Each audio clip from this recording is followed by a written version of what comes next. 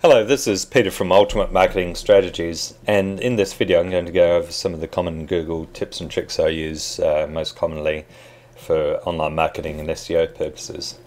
So we'll go over to Google. Now, one of the most common questions asked is my site indexed? And the quickest and easiest way to check is just to use the site operator. So if I type in my site, Ultimate Marketing Strategies, and we can see there's a whole bunch of pages listed there. So yes, indeed, my site is indexed.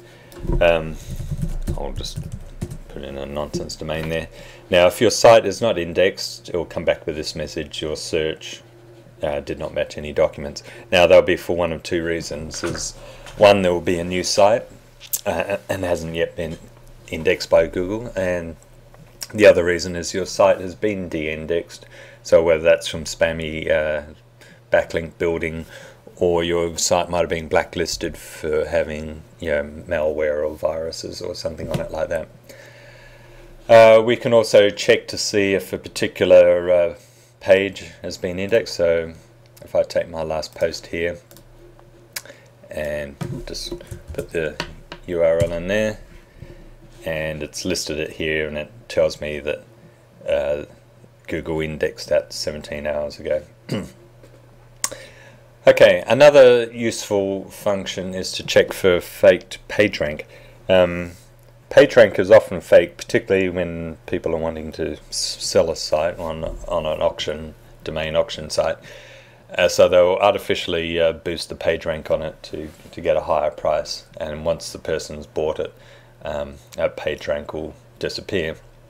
The way you fake PageRank is by doing a 301 redirect from a page that does have PageRank. I'll go to this site here. This is expireddomains.net, and it's just a useful site for getting a whole list of deleted expired domains. Now, it does have its own PageRank validation in here, although it's not always 100% accurate. It certainly pays to check. Red is fake and green is supposed to be valid. So if we take this first one here, aqmap.com, and come back to Google. Now we'll use the info operator, so info : and then whatever domain or page it is. And we can see here, we put in aqmap.com and it comes back with yummy99.info. Now that's a red flag that's a fake PR. If we go and choose one that's supposed to be valid, like benfranklin300.com, and we see that comes back benfranklin300.com. So you can be reasonably confident that that one is a valid PR. Okay, so another thing we can do is, if you do a search for your particular keyword that you're interested in, let's take an example here, front-loading washing machines. We'll get a whole bunch of results here. So Google tells us about 2.3 million results, and that figure will vary depending on when you do the actual search, but it'll be some big number between 2 and 3 million. Now, you could go down here and click next, next, next, next, next to get to the very last page, and as you probably know, Google only gives you a maximum of 999 results. Now, in reality, there are very few search queries that will actually return the maximum number of results, because typically most search phrases don't have enough sites that Google thinks are worthy or valid for displaying. Typically, the number will be somewhere in the 400 or 500s. So instead of clicking on that next, next, next button, what you can do is simply modify the URL in the browser to go to the last page. So what I'll do is I'll just move the browser window down a bit so you can see the URL here. So anywhere in the URL where there's an ampersand there, if you just click on it and add start equals 990 and press enter. Okay, so it tells us here it's gone to page 46, which is the last page. So down the bottom here it tells us we've omitted some entries very similar to the 454 already displayed. So what that's saying is Google, for that particular search term for front-loading washing machines, it deems that 454 of those are valid out of the possible maximum of 999. Now you can use that figure. Some people use that as a way of gauging competition. I wouldn't use it in isolation. It can be a useful metric to have a look at. It can certainly give you an idea of the breadth of pages that are valid for that particular search term. If it's a really low number, then yeah, you've potentially got a much easier chance of getting ranked for it. And if it's a really high number, the opposite. But like I said, don't take that number in isolation. Do your other keyword research in conjunction with using this method, and if they all align, then you've got a pretty good idea that of how easy or difficult that particular keyword will be to rank for. Okay, so if we have a look at another feature, I'll just move the window again.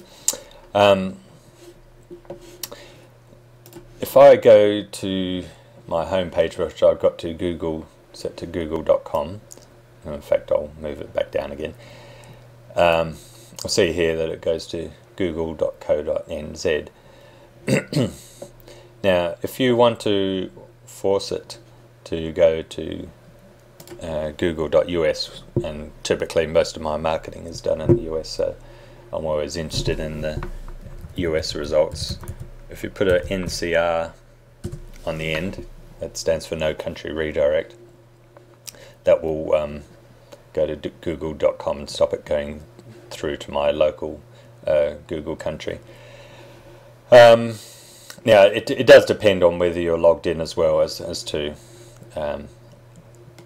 what result you get, but that's a foolproof method of always forcing it to use the Google US, and you know, if you're outside the US, that's particularly useful.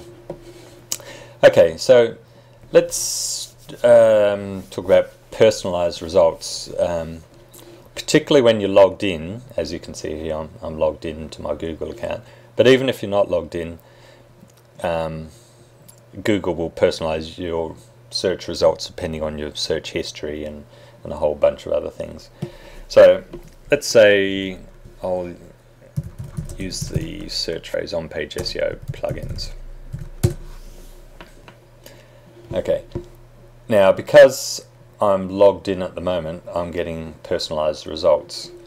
I mean, Ultimate Marketing Strategies is there at the top at the moment, and then we can see these other ones here. There's SEO Explain, Easy WP SEO plugin, WordPress.org. So I could log out, clear my cookies, etc., and do the search again, and that would give me a non-personalized result. Or you can go back into the URL and put a PWS equals 0 ampersand and press enter. Okay, so in this case I'm still number 1, so that's good. But here we can see the order down here has changed a bit. That one was at number 3, I think that's come up to number 2. That was 4 or 5, and that's number 3.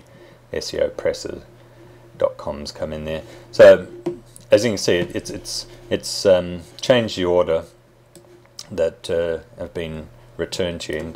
So when you're checking your results, you know, how well your particular page is ranking for a keyword, it's always important to do non-personalized searches. Now there's a few other ways that you can do that. If you use Google Chrome, you can use the incognito mode. There are a few people a little skeptical whether that really is a totally unbiased way of searching Google, but you know, it's up to you to decide whether you trust Google. Now it's unfortunate that the Scroogle.org closed down early 2012, because that was a really useful way of getting unbiased Google results. So like I said, yeah, if you don't want to log out and clear all your cookies and history and everything, putting the PWS equals 0 in there is the easiest way. Okay, and the last thing we'll go on to is looking at cached results. So I'll just move that window up a bit so we've got a bit more room to see. So if you want to see a cached version of your page, just put in the URL or domain, and we can see, oh sorry, typo there, it should be cached, not cached. Okay, so here we go. It says this is Google's cache of ultimate marketing strategies.net. It's a snapshot as it appeared on the 2nd of April, and I'm recording this video, well, I'm in New Zealand, which is the 3rd of April, and we're ahead of the time, so this is a very recent cache. Now that's useful to see, well, not only when Google last had a copy of it. It can be useful if you've made a change and stuff something up, and occasionally you can go to Google and get the cache version before you messed it up, and that's quite useful. Now the other thing here that a lot of people don't use is this link here, text only version. Now as you can see on my site there, I've got quite a few graphics. It's not a hugely graphics intensive site. Like you've probably seen quite a few sites that are full of flash animations, videos, images, and very little text. Now if I click on that, what they will do is essentially give me an insight as to how the Google bots, when they come and crawl my site, what content they're actually seeing. Now like I said, if you've got a site that has a lot of graphics and not much text, this is a really useful feature to get an idea of just how the Google bots are seeing your site and seeing what text they actually pick up. So as you can see with mine, it's because it's a WordPress blog, it's all fairly straightforward. There's all the menu items there from the WordPress menu and the headers, and there's all the text from my post. So yeah, that tells me that Google's seeing all of my content pretty easily. Okay, well hopefully you've found a few useful tips there. There's an awful lot to Google that that you don't always know about. It has its fingers in so many pieces of pie, but those tips that I've showed are probably the most common and useful ones, and hopefully you can use those to improve some of your research and marketing practices. Okay, this is Peter from Ultimate Marketing Strategies, and thank you for watching the video.